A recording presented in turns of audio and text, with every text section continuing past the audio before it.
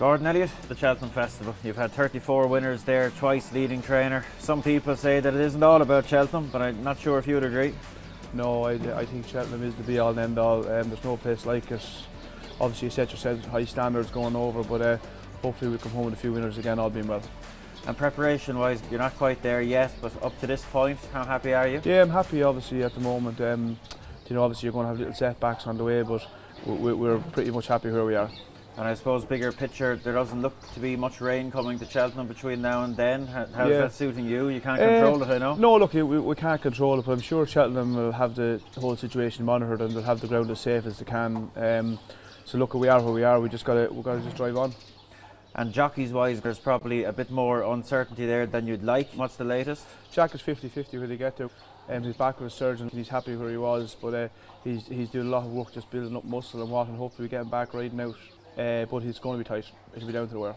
And the hope would be that if it's going well, that he might ride for a couple of days in Ireland before Cheltenham. Yeah, you'd like to think he'd ride the weekend before Cheltenham, all being well.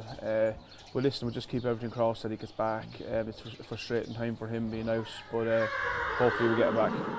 And Davy Russell, of course, after Jack's injury, he's had a little setback himself with some bruised ribs. Yeah, he's a couple of bruised ribs, but look, if Jack's not back, Davy will definitely be there. And we've got Jordan and Sam coming along behind them, so we've a good team of jockeys.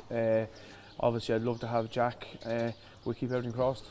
And I suppose whatever jockeys get there for you, Gordon, they're all going to have to ride under these new whip rules. As a trainer, and thinking of your owners as well, it must be a concern that there could be a potential breach of the whip rules, which obviously would be out of your hands.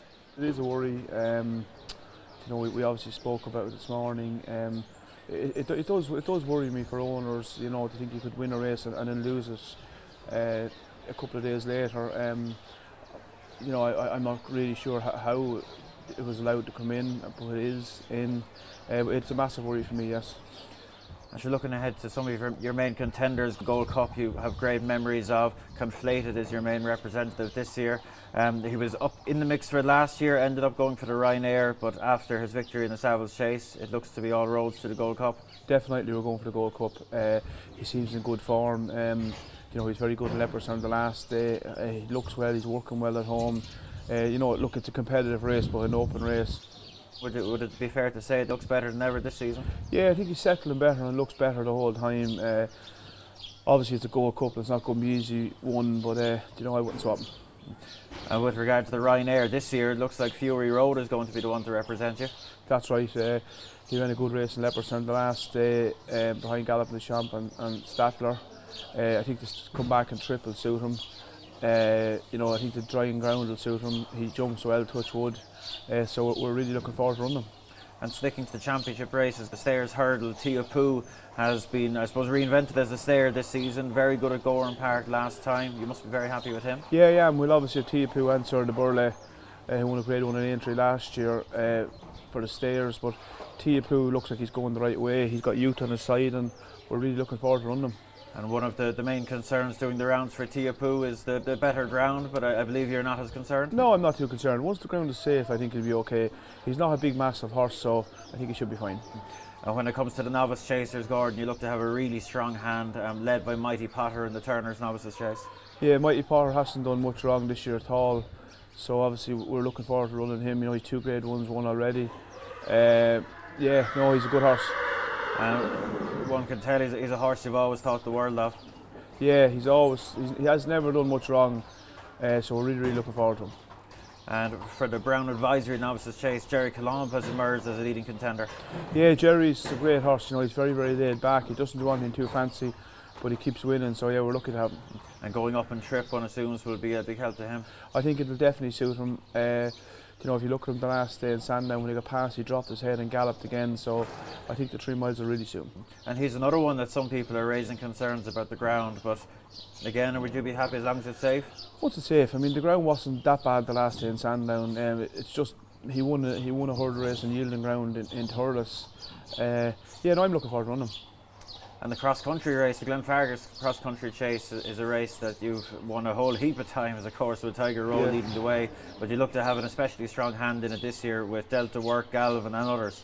Yeah, we'll run 4 in the race. We'll run Mortal, Hardline, Delta and Galvin. Obviously Delta won the race last year. He's a very, very classy horse. He's got the experience, and then we've got Galvin, who was only beaten 2.5 lengths for second place in the Gold Cup last year. He's been jumping well, and he's going to be dangerous. Galvin is obviously a very, very high class horse to be running in this race. He is, yeah, but he's taken to the jumps well. He was in Cheltenham last week at school very, very well. Delta probably has more experience than him, but on drying out grounds, Galvin could be very dangerous. And in the champion bumper, Gordon, I know you have a few contenders in the mix. It seems as though Jamie Codd might have already made up his mind which one he wants to ride. He said he'd like to ride Better Days Ahead. I think we run 5 in the race. It's a great race. If you're not in, you can't win. But we've a nice bunch of bumper horses this year. A lot of them aren't going over, but I'd say we'll definitely run 4 or 5. And with Better Days Ahead lying well with previous prospects you've had for the race that have run so well? Yeah, Jamie's very impressed with him. He rode him work last week, and he's happy. So if he's happy, I'm happy. We all spend so long building up to the Cheltenham Festival. When you get there, when you've all the logistics are gone through, you've got your 50 or 60 horses over there, you're in your house the night before the races, can you start to enjoy it? Listen, you're lying in bed all night dreaming about 1, 2, 3 how many winners you're going to have, what's going to go right, what's going to go wrong. But listen, there's no place like it, as you know. Can't wait to get over. Can't wait.